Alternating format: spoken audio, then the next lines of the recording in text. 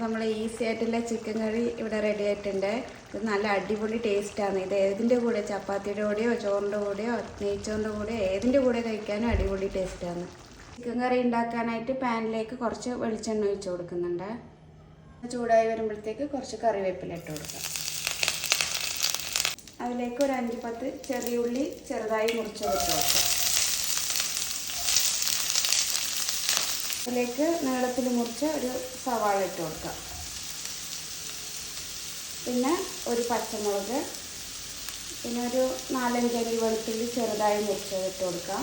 പിന്നെ ഒരു കഷ്ണം ഇഞ്ചിയും കൂടി ഇടാം. ഇതിലേക്ക് 1/2 ടീസ്പൂൺ ഇട്ട് കൊടുത്തിട്ട് ഉപ്പ് ഇട്ട് കൊടുത്തിട്ട് ഒന്ന് നന്നായിട്ട് വഴറ്റിയെടുക്കാം.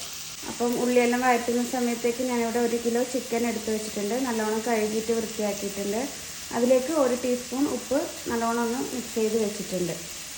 അപ്പം ഉള്ളിയെല്ലാം നല്ലോണം വഴന്നു വന്നിട്ടുണ്ട്. അതിലേക്ക് ഒരു 3 ടീസ്പൂണ് മല്ലിപ്പൊടി ഇട്ട് കൊടുക്കാം.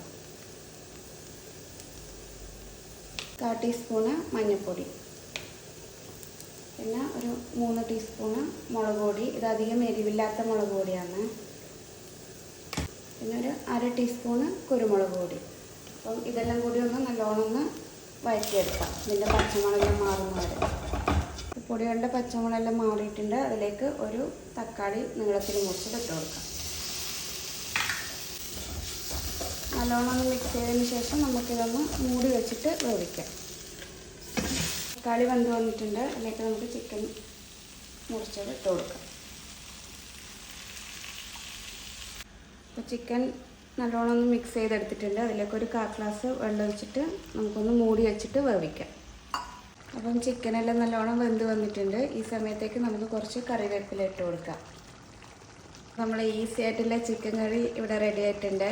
ഇത് നല്ല അടിപൊളി ടേസ്റ്റാണ്. ഇത് ഏതിൻ്റെ കൂടെ, ചപ്പാത്തിയുടെ കൂടെയോ ചോറിൻ്റെ കൂടെയോ നെയ്ച്ചോറിൻ്റെ കൂടെയോ ഏതിൻ്റെ കൂടെ കഴിക്കാനും അടിപൊളി ടേസ്റ്റാണ്.